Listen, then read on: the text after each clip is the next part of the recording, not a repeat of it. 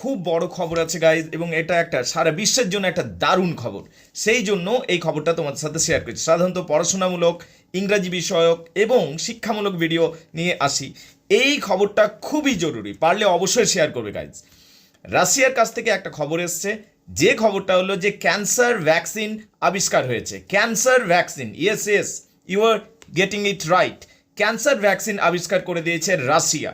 এবং এটা কারা নিতে পারবে? যাদের ক্যান্সার হয়ে গেছে তারা কিন্তু নয়, যাদের ক্যান্সার হয়নি তারা যদি এই ভ্যাকসিনটা নেয় তাদের ক্যান্সার হওয়ার সম্ভাবনা না বরাবর হয়ে যাচ্ছে। তাহলে এটা একটা দারুণ একটা আবিষ্কার যেটা রাশিয়া করে দিয়েছে। এবার রাশিয়া কি করছে?